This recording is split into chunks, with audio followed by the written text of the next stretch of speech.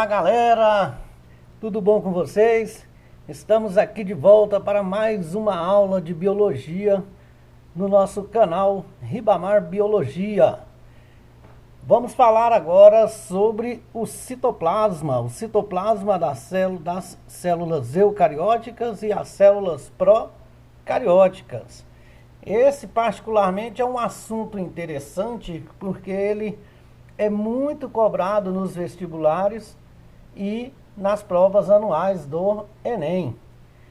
Aqui nós estamos vendo aqui logo de cara dois modelos, dois esquemas de células diferentes. Aqui a gente pode observar uma célula eucariótica vegetal. Por que a gente sabe que é vegetal? Pela presença dos cloroplastos. E aqui da parede celular. Observe que a membrana plasmática, olha aqui, ó, membrana citoplasmática, ela está aqui, ó, em azulzinho, né? E aqui está a parede celular. Ó, é uma célula que tem núcleo.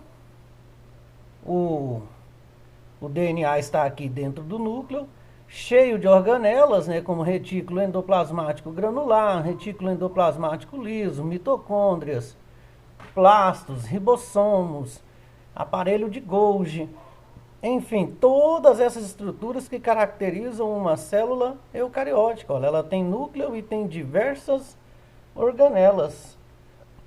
As células procariontes, olha só, ela também tem parede celular, é presente em bactérias, né, e também em arqueas.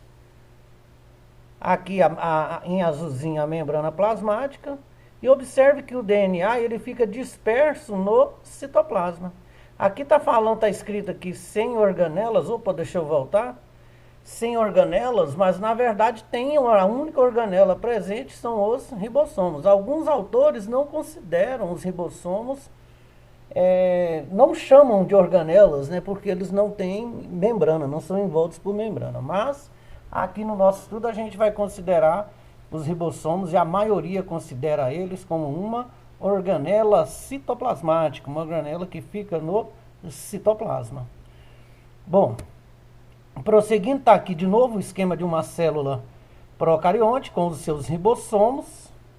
A gente observa aqui o DNA disperso no citoplasma, numa região chamada de nucleoide, a membrana plasmática, como a gente vê aqui, a parede celular, a membrana plasmática em vermelho, né, e a parede celular aqui, e ainda apresenta essa cápsula, e essa bactéria ela é flagelada. E aqui tudo está o citoplasma. Aqui o mesossomo, que é essa estrutura aqui de uma invaginação da membrana, e vamos prosseguir aqui.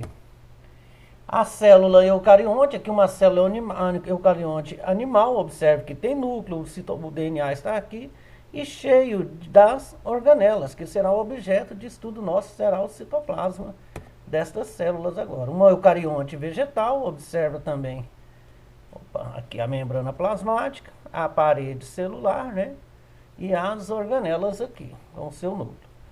Vamos relembrar aqui, a célula eucariótica, ela possui três estruturas básicas. Três.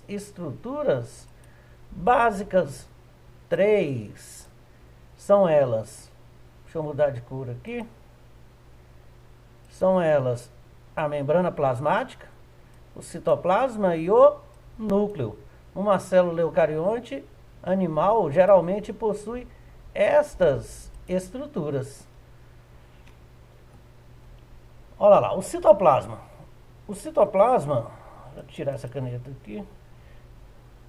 Opa. Deixa eu tirar essa caneta aqui que eu tô apanhando. Ah, agora, não, eu tô apanhando aqui para tirar essa caneta. Agora sim. Que coisa, hein, que sufoco. Vamos lá, o citoplasma. Cerca de 85% é água, sais minerais, proteínas e carboidratos, os famosos açúcares. É uma parte fluida onde ocorrem muitas reações químicas necessárias à célula, à vida, né? Só lembrando, quando a gente fala de célula, a gente está falando automaticamente de seres vivos. engloba tudo que há na célula, desde a membrana plasmática até o núcleo, incluindo as organelas citoplasmáticas. A constituição,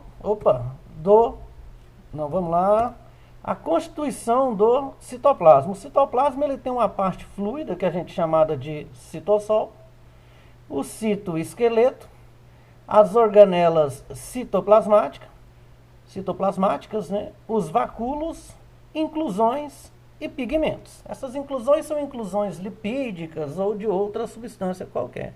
E pigmentos. O citossol, vamos lá.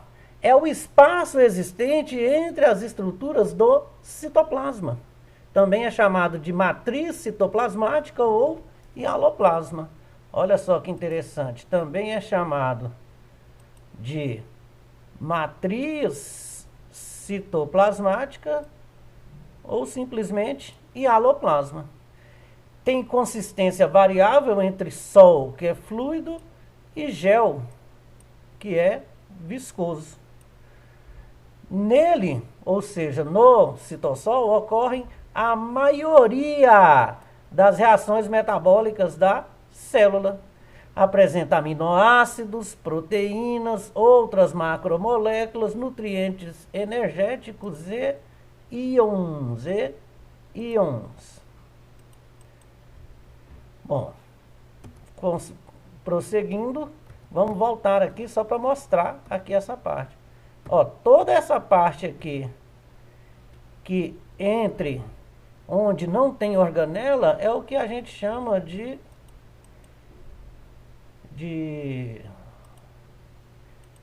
novo aqui. Agora sim, é o que a gente chama de matriz citoplasmática, né? Essa parte aqui, desculpa aí, porque apanhei de novo. Essa parte aqui, ó, tirando os ribossomos, é a parte que está entre as organelas aqui, no caso aqui, é chamado de citossol, matriz citoplasmática ou simplesmente hialoplasma. Vamos lá, o citoesqueleto. O citoesqueleto, ele é constituído por microtúbulos, que são formados pela proteína tubulina, e está relacionado ao movimento e manutenção da forma celular, do formato celular. Os filamentos de actina, que também são proteínas, né, a actina, relacionados ao movimento. E os filamentos intermediários, que são formados por queratina, estão relacionados também à manutenção do formato da célula. Aqui estão os microfilamentos de actina, né, as moléculas de actina, os microtúbulos com as subunidades aqui de tubulina e os filamentos intermediários compostos de queratina, que são todas proteínas. Funções do citoesqueleto: manter o formato da célula, propiciar a circulação e a integração das estruturas intracelulares. Aqui seria das estruturas. Aqui um pequeno erro aqui na digitação. Porque essas organelas, as estruturas que ficam dentro da célula, elas não ficam paradas, estáticas na célula. Elas estão sempre se movimentando. Olha só, e também responsável pelos movimentos celulares. Os movimentos celulares a gente classificou aqui 2. Ciclose, que é a denominação do contínuo movimento de organelas citoplasmáticas e substâncias do citosol. Ela é importante para a distribuição intracelular de substâncias, a ciclose. E o movimento ameboide, que é a formação de pseudópodes. Essas palavras vêm do grego, né? Pseudo, falso, e podos de pés.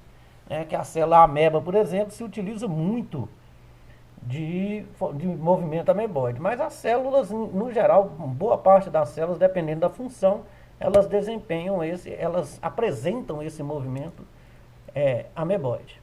Ó, as organelas citoplasmáticas. Elas são essas aqui, ó. Retículo endoplasmático rugoso, ou também pode ser retículo endoplasmático granular. Retículo endoplasmático liso ou agranular. aparelho de Golgi, também chamado de complexo de Golgi ou complexo golgiense, é a mesma coisa.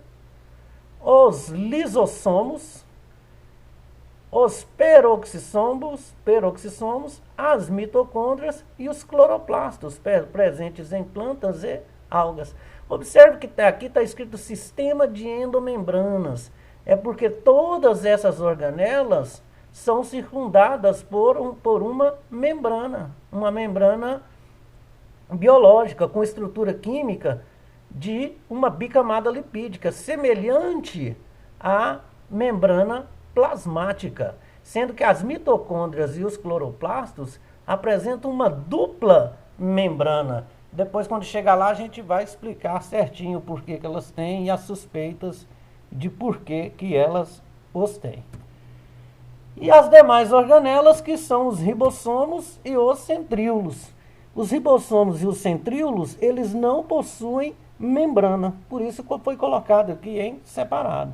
Essas organelas, retículo endoplasmático, granuloso ou rugoso, e o liso, aparelho de Golgi, lisossomos, mitocôndrias, cloroplastos e peroxissomos, apresentam membranas biológicas com estrutura química semelhante à membrana plasmática, uma dupla camada de fosfolipídios. E os ribossomos e os centríolos não possuem membranas biológicas, mas todas essas são as organelas citoplasmáticas. Começaremos o nosso estudo com os centríolos. Os centríolos, essa aqui é uma foto tirada ao microscópio eletrônico de transmissão. Observe que esse N aqui é indicando o núcleo da célula. E olha aqui esse centríolo aqui, ó. Esse aqui é um núcleo, né? Olha só o centríolo aqui. Observe essa estrutura aqui, ó. Essas 1, 2, 3, estão vendo? 1, 2, 3. 1, 2, 3. 1, 2, 3. 1, 2, 3. Estão vendo de 3 em 3 aqui. Essa estrutura aqui, ela está representada nesse esquema aqui. Ó, os centríolos são formados por microtúbulos. Os centríolos são formados por microtúbulos. Ó, a estrutura são formados por 9 trincas de tubulina, sempre aos pares, próximo ao núcleo, o centro da célula ou também a parte chamada de centrosoma. Olha que observação importantíssima, presente apenas nas células animais e ausentes nas células vegetais. Então, os centríolos estão presentes nas células animais e ausentes nas células vegetais. Funções dos centríolos: orientação dos cromossomos na divisão celular. Eles liberam um fuso mitótico, eles formam um fuso mitótico para que os cromossomos migrem para os polos da célula, né? Responsáveis pela formação de cílios e flagelos. E uma outra observação aqui, procariotos. Lembre-se, a única organela em procariotos são os ribossomos, mas não custa continuar. Procariotos, fungos e angiospermas não possuem centríolos. Não possuem centríolos. Mais gente aí sem centríolo, ou mais estruturas, né? Os cílios são estruturas, os cílios que são formados lá pelos centríolos. Os cílios são estrutura de locomoção numerosas e pequenas. São encontrados em diversos locais, tais como no epitélio do intestino delgado, na traqueia, né, que é a parte do nosso tubo que leva o ar até os pulmões, nas tubas uterinas e em protozoários ciliados. Protozoários são seres do reino protista, né, que são unicelulares, porém são eucariontes. Olha só a estrutura dos cílios e flagelo aqui, ó, 9 pares, né? Olha aqui, ó, 1, 2, 3, 4, 5, 6, 7, 8, 9 e um par de microtúbulo central. Os microtúbulos aqui, ó, esses que formam os 9 pares, são chamados de periféricos. E esse aqui é o microtúbulo central. Observa aqui de novo, ó, 1, 2, 3, 4, 5, 6, 7, 8, 9. E o par central. Aqui um paramécio, né? Aqui o esquema dele, observe os cílios aqui, é um protozoário, ó. Então, a estrutura de locomoção deles são esses cílios. Estão vendo aqui? Ele é um ser unicelular eucarionte ele tem micronúcleos, né? E tem o macronúcleo, ele não tem mais que um núcleo, né? E tem aqui as organelas e tal. E esse aqui é um ser muito complexo, porém é um ser unicelular. Esse é um esquema. E aqui é uma foto, olha os cílios aqui. É uma foto tirada de um microscópio eletrônico de varredura. Olha aqui na traqueia. Né, na traqueia, onde a gente passa o gás oxigênio, o O2, né, que a gente respira do ar.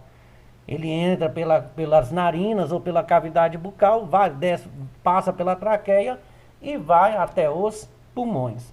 Aqui no tecido, isso aqui é a foto tirada ao microscópio eletrônico de varredura. E aqui é um microscópio eletrônico, aliás, não é microscópio eletrônico, é um microscópio óptico, mas pode observar a presença dos cílios aqui neste epitélio. E os flagelos também são formados pelos centríolos, são estruturas de locomoção longas e pouco numerosas, às vezes uma única estrutura. Enquanto os cílios também são estruturas de locomoção, porém curtas e numerosas, essas aqui são em menor número e são mais longas. São encontradas em diversos locais, como bactérias e também nos espermatozoides. Ó, espermatozoides. Olha aqui os espermatozoides. Os espermatozoides, ele tem um núcleo. Olha aqui os centríolos, cheio de mitocôndria, porque ele gasta muita energia, ele precisa se locomover. Aqui essa parte aqui onde está o núcleo da célula, o acrossomo.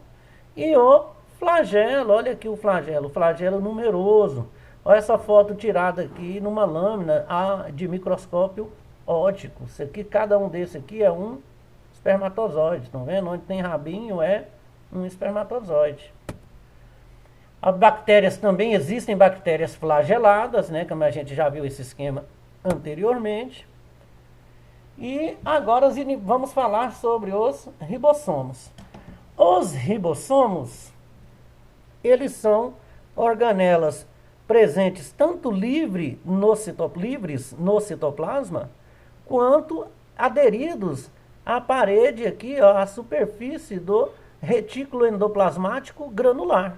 O retículo endoplasmático rugoso ou granular recebe esse nome devido à presença de ribossomos aderidos à sua superfície. Essa é a estrutura de um ribossomo. Observe que ele tem duas subunidades. Uma subunidade chamada de subunidade maior e outra subunidade chamada de subunidade menor. Olha só, vamos falar um pouco sobre os ribossomos. Eles são originados no nucleolo, lá dentro do núcleo, uma estrutura bem eletrondensa dentro do núcleo. É o local onde ocorre a síntese de proteínas. Essa é a principal função dos ribossomos. Ele é o local onde ocorre a síntese proteica.